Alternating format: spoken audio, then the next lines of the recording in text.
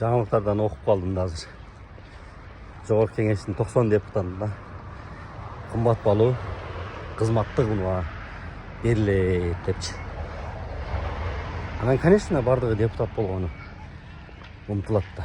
Алар бир байкуш бечаралар болсо, тынбай эл менен байланышып, элден кабар алып, ушуну тим эле Кыргызстанга тынымы жок кызмат кылып аткан болсо, бериш керек да. Андан туурабы, кандай дейсиңер? Негизи чынына келгенде, ошол депутаттарга бергенден көрө пайдасы бар. Пайдасы бар мындай кызматка, мамлекеттик кызматкерлерге берсе, эми баарына эле берилип атат эми.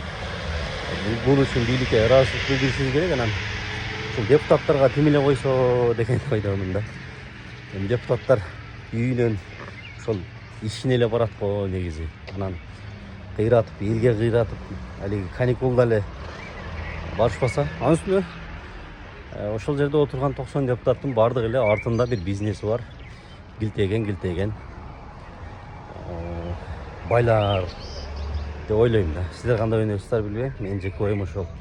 Мүмкүн болсо бербей коюш керек. Буга чейинки мурдагы чакырылыштагы депутаттар бир аз болсо дагы мындай өздөрүнүн уят намысы болгон экен.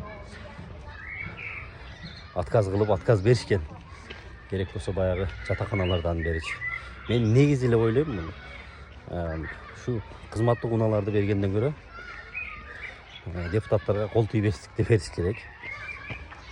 Анан баягы чет өлкөгө чыгып дарылаганга тыюу салыш керек. Бир эле депутаттарга эмес, министрлерге, чиновниктердин бардыгына.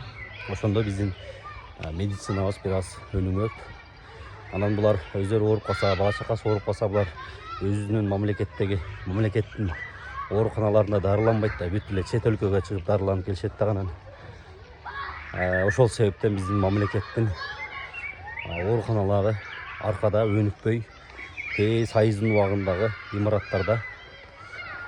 Эми ал имараттарды жаңылап мындай оңдомуш болуп атышат, бирок медициналык азыркы заман талабына жооп берген мындай немелер, аппараттар өтө зарбыз. Ошол 90 депутатка кызматтык унаа бергенден көрө бир мамлекеттик ооруканага бир аппарат алып берсин.